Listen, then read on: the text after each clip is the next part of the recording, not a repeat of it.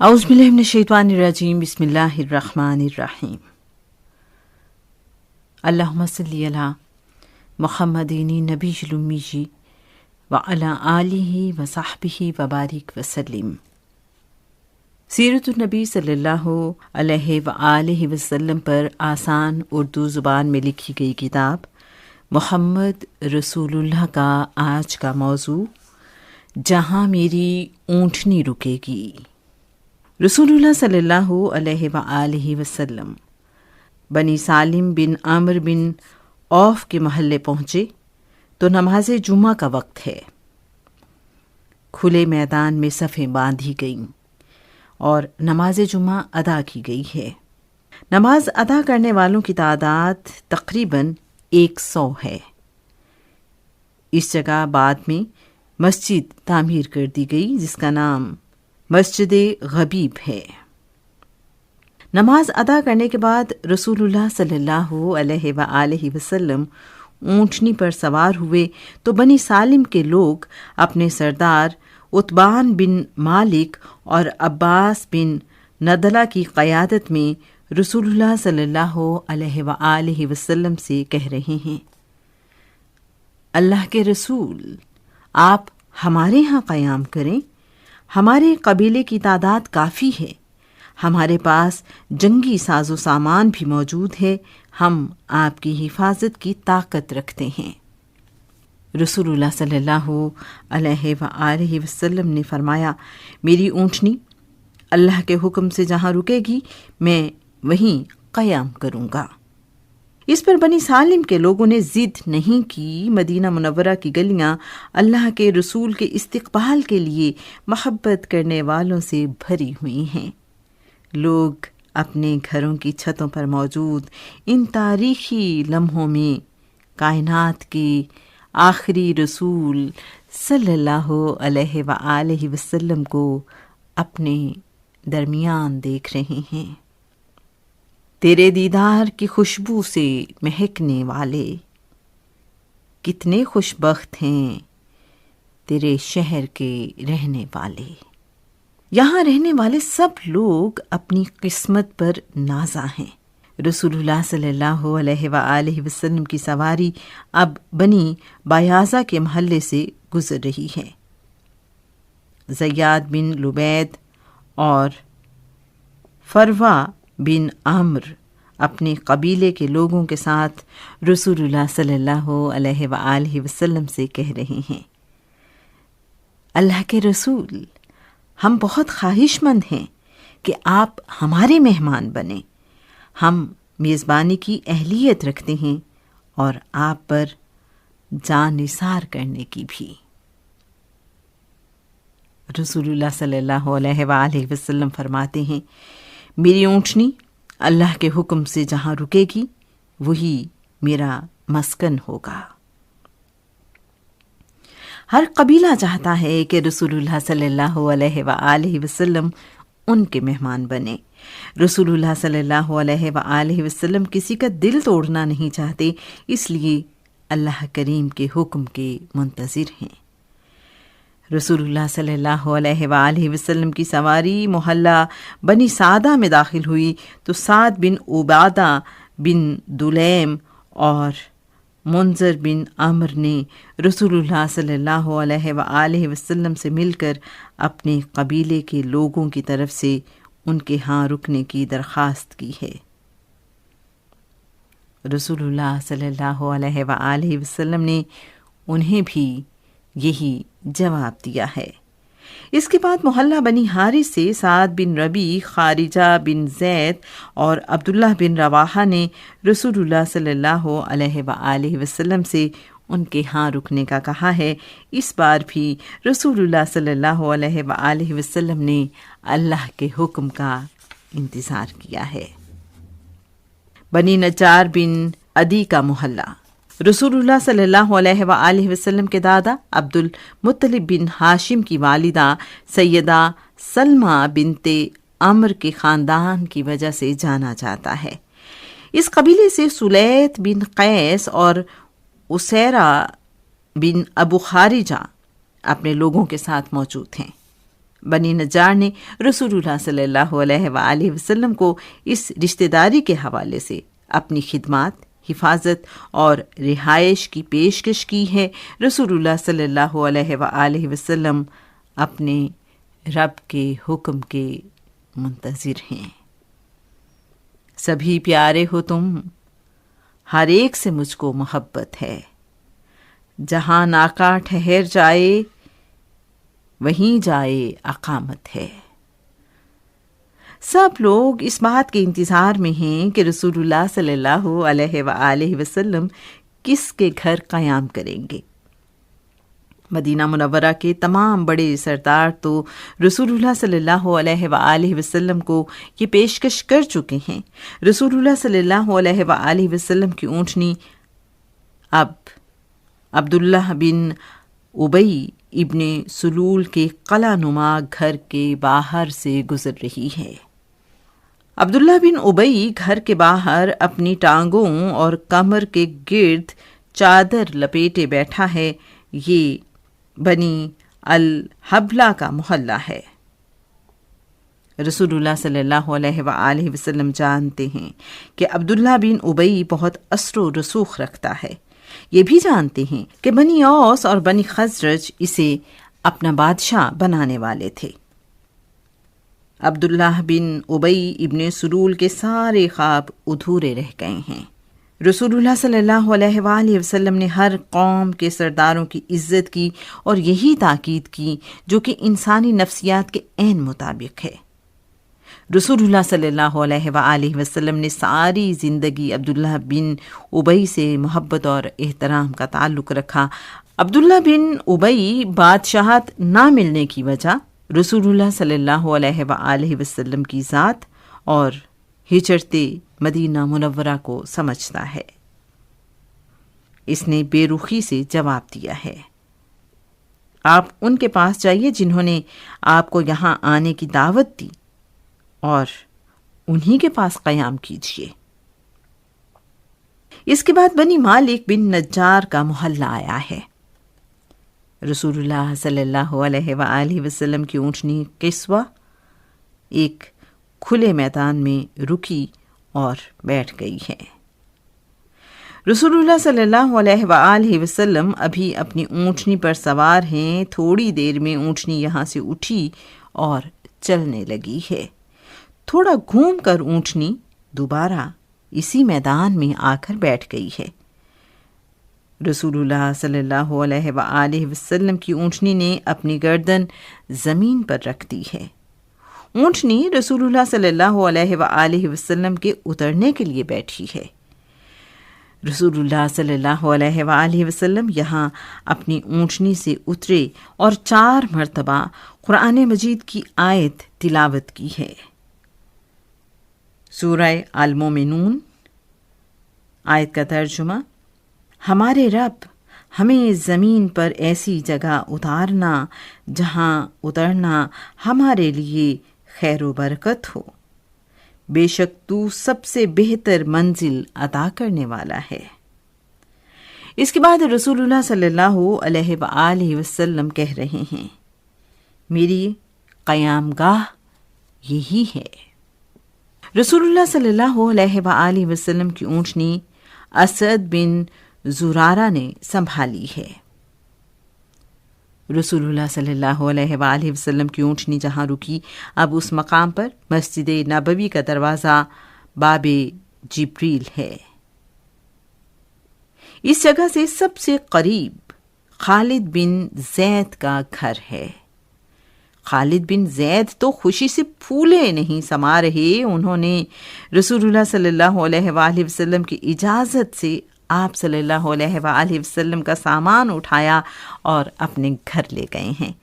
اس خوش قسمت انسان کی عمر اس وقت 31 سال ہے۔ خالد سب سے مبارکبادیں وصول کر رہے ہیں۔ سارا شہر خالد کو حسرت سے دیکھ رہا ہے۔ خالد نے رسول اللہ صلی اللہ علیہ وآلہ وسلم سے درخواست کی ہے، اللہ کے رسول، میرے گھر کی اوپر والی منزل پر آپ رہ لیں، ہم نیچے رہنا چاہتے ہیں۔ آپ کا احترام یہ تقاضا کرتا ہے کہ آپ اوپر رہیں۔ رسول اللہ صلی اللہ علیہ وآلہ وسلم فرماتے ہیں، میری اور مجھے ملنے آنے والوں کی آسانی اس میں ہے کہ میں نیچے رہوں۔ رسول اللہ صلی اللہ علیہ وآلہ وسلم کے زمانے سے 1000 سال پہلے یمن کے بادشاہ تبا نے یثرب یعنی مدینہ منورہ آ کر اس کائنات کے آخری نبی کے بارے میں سنا تو اپنی قوم کے علماء کو یہاں بسنے کا حکم دیا۔ بادشاہ نے ان علماء میں سے سب سے بڑے عالم کے لیے 2 منزلہ گھر تعمیر کروایا اور رسول اللہ صلی اللہ علیہ وآلہ وسلم کے لیے خط لکھ کر اسے دیا۔ طبا بادشاہ کا خط نسل در نسل ہوتا ہوا خالد کے پاس رہا۔ خالد بن زید اسی عالم کی نسل سے اور اسی گھر میں رہتے ہیں۔ یہ گھر وہی ہے جسے بادشاہ نے تعمیر کروایا تھا۔ یقیناً 1000 سال میں اس کی تعمیر کئی مرتبہ کی گئی ہوگی۔ رسول اللہ صلی اللہ علیہ وآلہ وسلم اب خالد بن زید کے گھر میں رہتے ہیں۔ رسول اللہ صلی اللہ علیہ وآلہ وسلم کے مدینہ منورہ میں قیام پذیر ہونے کے بعد زید بن ثابت کی والدہ نے دودھ، گھی اور روٹی سے سرید بنا کر بھیجا ہے۔ رسول اللہ صلی اللہ علیہ وآلہ وسلم نے ان کے لیے برکت کی دعا مانگی ہے۔ رسول اللہ صلی اللہ علیہ وآلہ وسلم نے اپنے ساتھیوں کو بلا کر کھانے میں شامل کر لیا ہے۔ مدینہ منورہ آنے کے بعد یہ سب سے پہلا کھانا ہے جو رسول اللہ صلی اللہ علیہ وآلہ وسلم نے کھایا۔ سعد بن عبادہ نے رسول اللہ صلی اللہ علیہ وآلہ وسلم کے لیے سرید اور گوشت تیار کروا کر رات کا کھانا بھیجا ہے۔ مدینہ منورہ میں لوگ زمین پر سونے کے عادی ہیں، جبکہ مکہ کے لوگ چارپائی استعمال کرتے ہیں۔ اسعد بن زرارہ رسول اللہ صلی اللہ علیہ وآلہ وسلم کے لیے چارپائی لے کر آئے ہیں۔ سعد بن عبادہ، سعد بن معاذ اور عمارہ بن حدم مدینہ منورہ میں رسول اللہ صلی اللہ علیہ وآلہ وسلم کے ہمسائے ہیں۔ تجھ سے پہلے کا جو ماضی تھا ہزاروں کا صحیح، اب جو تا حشر کا فردا ہے وہ تنہا تیرا۔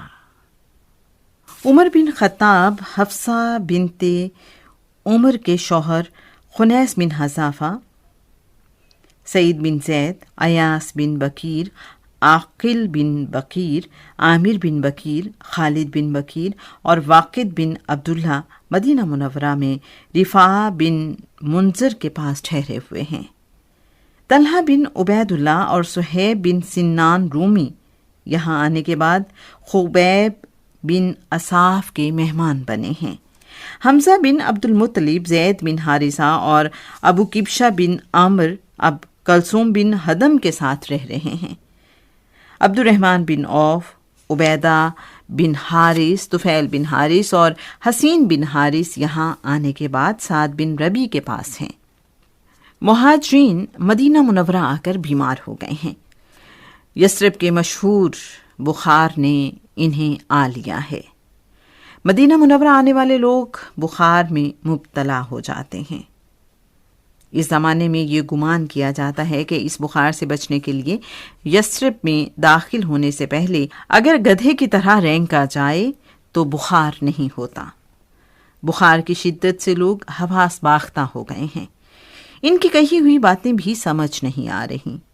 مہاجرین بخار سے اس قدر نڈھال ہو گئے ہیں کہ وہ نماز بیٹھ کر ادا کرنے لگے ہیں۔ بیمار ہونے والوں میں ابو بکر، بلال حبشی اور عامر بن فہیرہ شامل ہیں۔ رسول اللہ صلی اللہ علیہ وآلہ وسلم اس بخار سے بچے ہوئے ہیں۔ رسول اللہ صلی اللہ علیہ وآلہ وسلم نے دعا مانگی ہے، یا اللہ ہمارے دلوں میں مدینہ منورہ کی محبت اسی طرح پیدا ہو جائے جیسے مکہ کی محبت، بلکہ اس سے بھی زیادہ۔ اس شہر کی آب و ہوا درست ہو جائے اور ہمارے لیے اس کے ماپ تول میں برکت ہو۔ اس شہر کا بخار یہاں سے نکل کر جوحفہ پر مسلط ہو جائے۔ رسول اللہ صلی اللہ علیہ وآلہ وسلم کی دعا کے بعد مدینہ منورہ آنے والے بخار سے بچنے لگے ہیں۔ یہاں رہنے والے مہاجرین بھی اب تندرست ہو گئے ہیں۔ مدینہ منورہ کی زمین خوشحالی، کھلی فضا، مذہبی آزادی اور بہت کچھ مکہ سے مختلف ہے۔ یہاں دین اسلام پر عمل کرنا مکہ کی نسبت بہت آسان ہے۔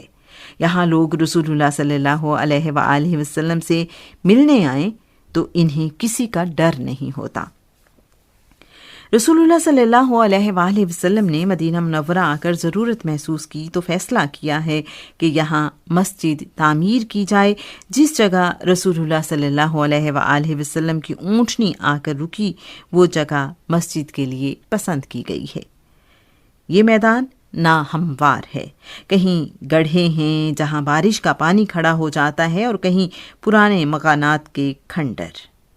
اس میدان میں کھجور کے درخت بھی ہیں۔ ان میں سے کچھ درخت خشک ہو چکے ہیں اور کچھ سبز ہیں۔ اس میدان میں لوگ انگور، انجیر اور کھجوریں خشک کرنے کے لیے پھیلاتے ہیں۔ اس کے بدلے میں لوگ کچھ رقم یا پھل زمین کے مالکان کو دیتے ہیں۔ یہ زمین 2 یتیم بچوں کی ملکیت ہے۔ ان کے نام سہل اور سہیل ہیں اور ان کے والد کا نام رافع ابن ابو عمرو بن عائز ہے۔ ان بچوں کی آمدنی اس زمین پر خشک ہونے والے پھلوں کی وجہ سے ہے۔ یہ بچے اسد بن زرارہ کی کفالت میں ہیں۔ جب ان کے علم میں آیا کہ رسول اللہ صلی اللہ علیہ وآلہ وسلم اس جگہ پر مسجد تعمیر کرنا چاہتے ہیں تو انہوں نے یہ زمین بغیر قیمت لیے دینا چاہی۔ ان دونوں بچوں کا تعلق بنی نجار سے ہے۔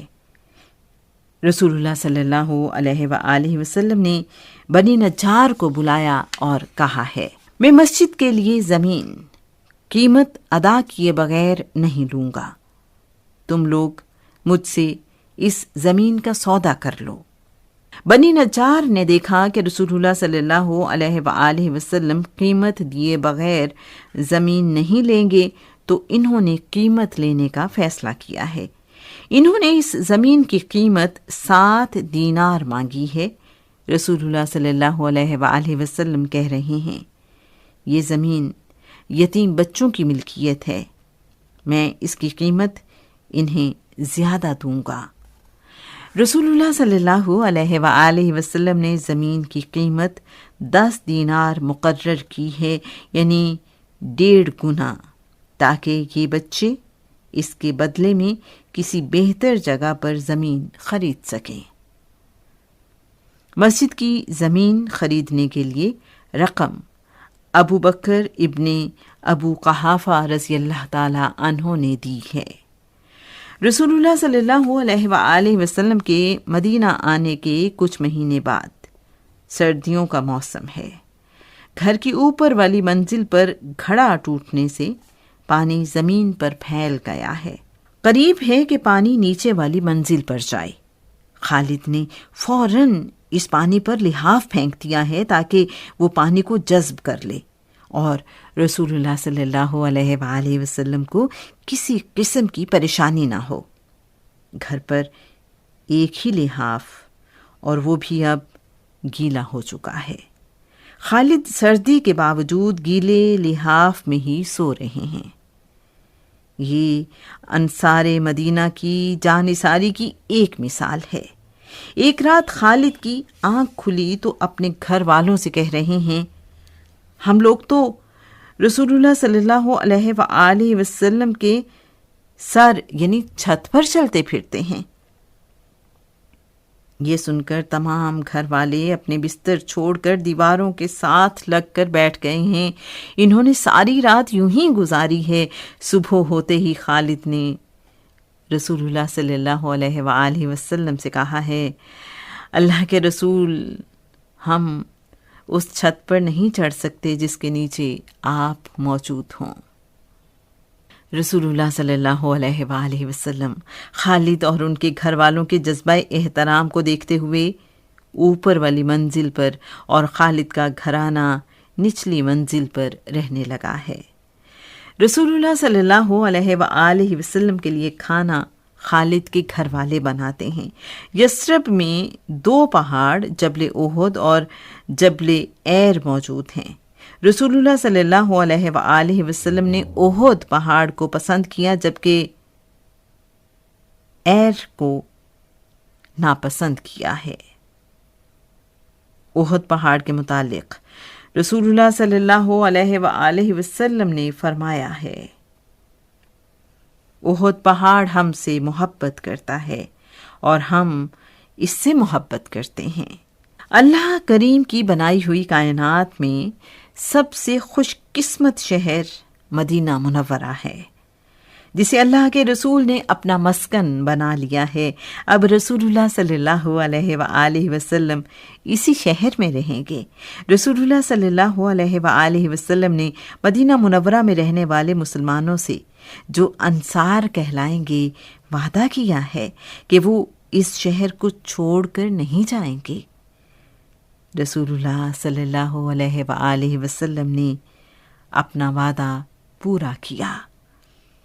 رسول اللہ صلی اللہ علیہ وآلہ وسلم آج بھی مدینہ منورہ میں آرام فرما رہے ہیں۔ سیرت النبی صلی اللہ علیہ وآلہ وسلم پر آسان اردو زبان میں لکھی گئی کتاب محمد رسول اللہ کا اگلا موضوع ایک بستی بسانے آئے ہیں۔ سنتے رہیے سیرت النبی صلی اللہ علیہ وآلہ وسلم۔